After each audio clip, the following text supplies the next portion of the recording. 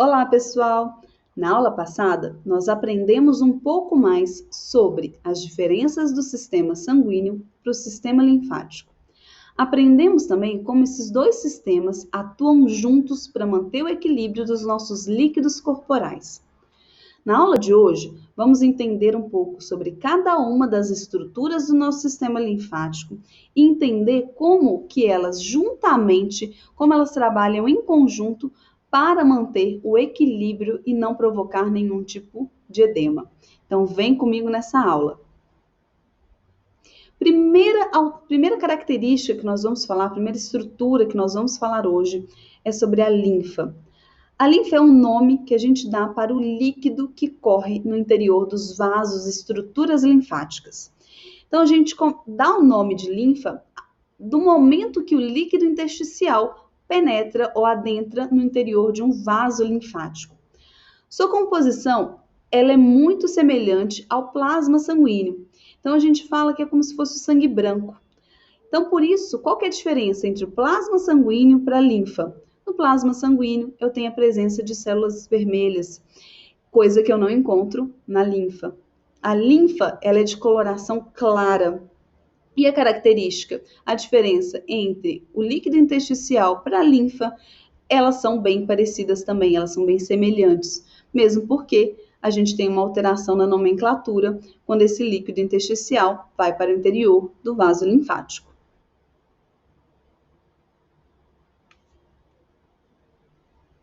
A linfa, uma coisa muito importante agora, pessoal.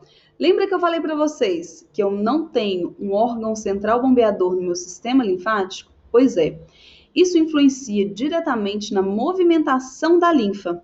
A linfa, ela percorre lentamente em uma baixa pressão no interior de um vaso linfático, por não ter esse órgão central bombeador. Primeira coisa que eu preciso pensar na minha drenagem. A drenagem, ela vai ter a mesma velocidade e a mesma pressão de uma massagem clássica, no qual eu estou ali estimulando o sistema circulatório sanguíneo, eu estou ali aumentando a minha circulação sanguínea. Então, será que a gente tem a mesma pressão e a mesma velocidade? Eu acho que não. Então, alguns fatores externos, eles vão influenciar diretamente ao aumento do meu transporte linfático. Claro que a gente também tem um limite. A gente não vai conseguir nunca fazer com que um sistema linfático chegue numa pressão de um sistema circulatório sanguíneo. Mas algumas coisas a gente consegue fazer para melhorar a velocidade desse sistema linfático, dessa linfa. Primeiro, ação da gravidade. Então, se eu coloco o meu membro que está sendo trabalhado a favor da gravidade, então, no caso, eu vou elevar as pernas para cima, estou ajudando com o fator da gravidade. Então, eu consigo melhorar a velocidade da minha linfa. Realizar uma massagem, claro, massagem de drenagem linfática, também incremento a velocidade da minha linfa.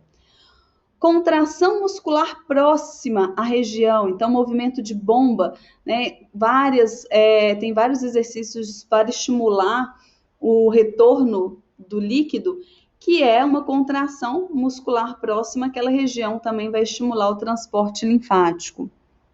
Pulsação de artérias próximas aos vasos. Quando tem uma artéria próxima à região dos vasos, quando ela vai pulsar, também vai fazer um movimento de bomba e vai estimular também o transporte dessa linfa. Peristaltismo visceral. Então, o peristaltismo vai estimular principalmente a circulação na região abdominal e também movimentos respiratórios que vai estimular a circulação na região de tórax.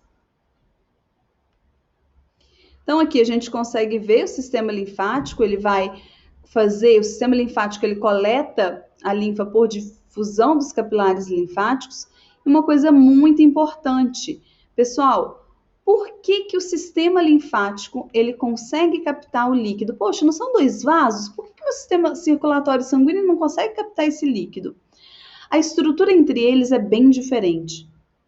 A estrutura de um vaso sanguíneo ela é linear. Então, eu tenho poucos poros, enquanto que a estrutura dos meus vasos linfáticos é bem diferenciada. Meu vaso linfático ele é dividido em segmentos.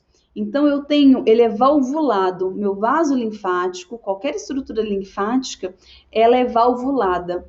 E elas funcionam por diferença de pressão. Então, por isso que o sistema linfático, ele consegue captar essa linfa que está do lado de fora, enquanto que o meu sistema circulatório sanguíneo não consegue. Então, essa é a grande sacada do meu sistema linfático. Então, vamos entender essa estrutura desses vasos. Primeiro, vasos coletores. Eu tenho vasos que são coletores profundos, que são menos numerosos, e tenho vasos coletores que são mais superficiais, que eles vão acompanhar os vasos sanguíneos. Os vasos, eles têm uma grande capacidade de regeneração. Isso é muito importante para a nossa prática clínica, porque em um pós-operatório de abdominoplastia, por exemplo, nós temos lesão de vasos. Então, esses vasos, eles podem ser sim recuperados. Por isso que a gente faz a drenagem linfática reversa nos 40 primeiros dias de abdominoplastia. Só de abdominoplastia. Lipoaspiração a gente continua igual, tá? Então, numa abdominoplastia, eu vou perder um pouco desse tecido. Então, os vasos também vão ter, eles também foram lesionados e eles vão regenerar depois de algum tempo.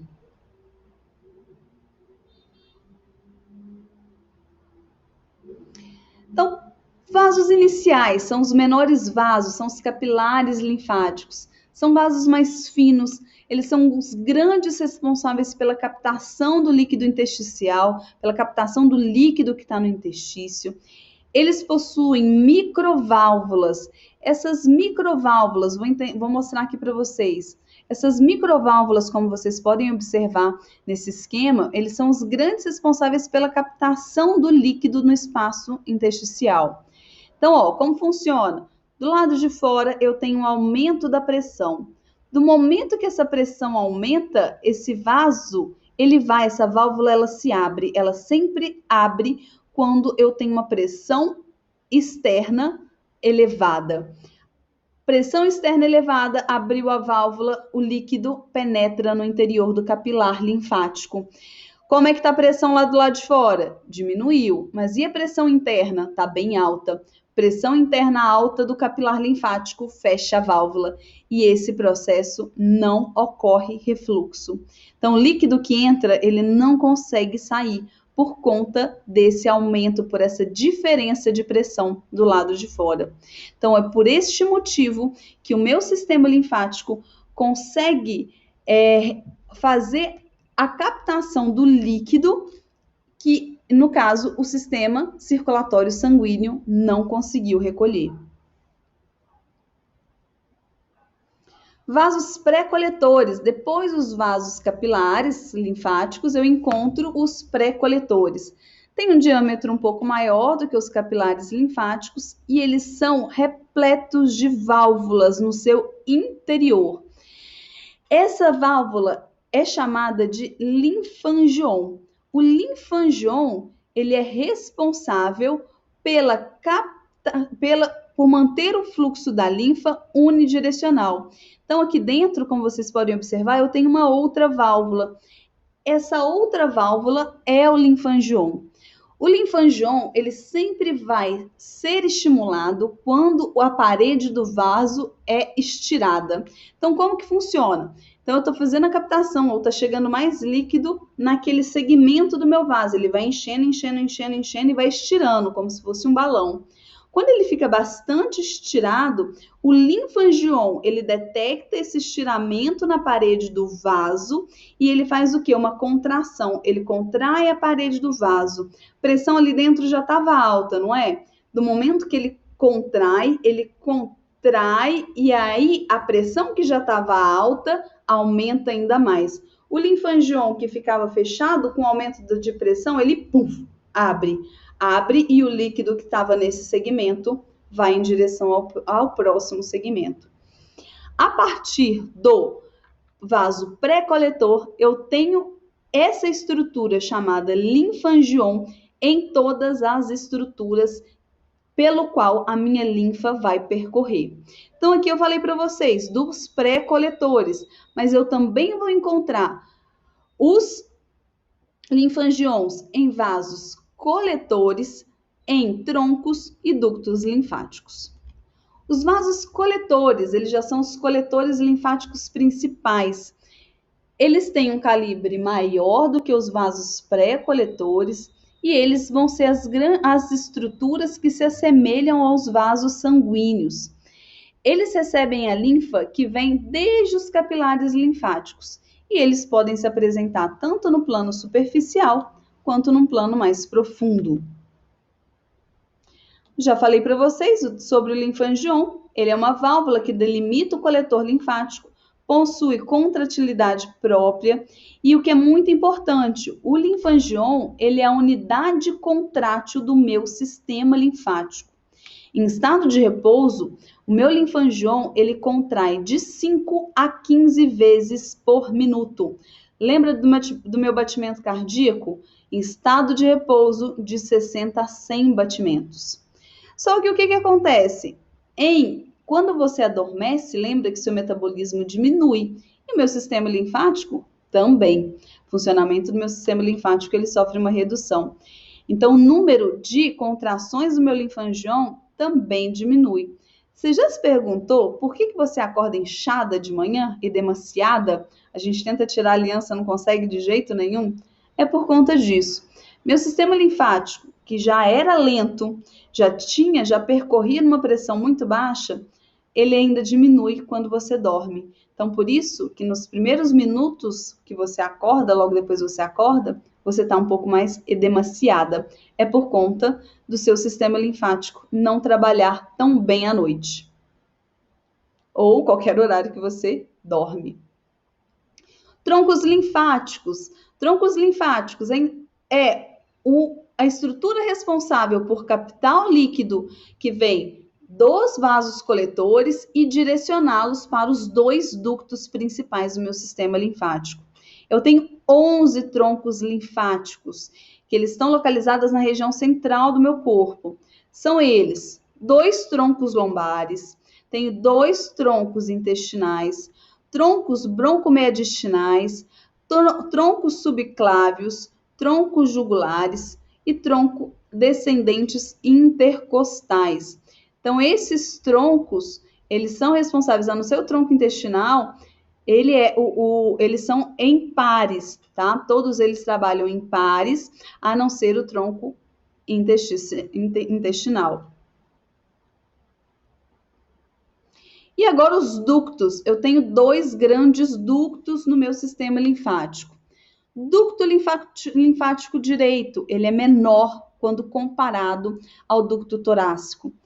Ducto torácico, ele vai receber a linfa proveniente de toda essa região que está pintada em azul. Então, tá vendo? Membros inferiores, hemitronco do lado esquerdo, membro superior esquerdo, cabeça e pescoço do lado esquerdo. Ducto linfático direito, ele só vai receber a linfa que foi drenada da mão, no caso, membro superior inteiro direito, hemitronco direito, cabeça e pescoço do lado direito. Por quê? O ducto torácico, o calibre dele é um pouco maior do que o ducto linfático direito, tá? E uma coisa muito importante, os 2 ductos são responsáveis por devolver o líquido para o sistema circulatório sanguíneo. Aonde acontece isso? Na junção da minha veia subclávia, que é essa mais horizontal, com a jugular. No encontro da veia subclávia direita com a jugular esquerda, eu vou desembocar o ducto linfático direito. E na junção da jugular esquerda com a subclávia direita, eu vou desembocar o ducto torácico, que é um pouco maior. Então, nessa imagem aqui, ó, tá vendo? O meu líquido, ele percorre por várias estruturas, principalmente essas bolinhas que são os linfonodos, aqui a cisterna do quilo, até que nesta região central, ele vai ser devolvido para o meu sistema circulatório sanguíneo. Então, eu espero que vocês tenham gostado dessa aula e a gente continua esse papo sobre o sistema linfático no nosso próximo encontro. Fica aí. Um grande abraço.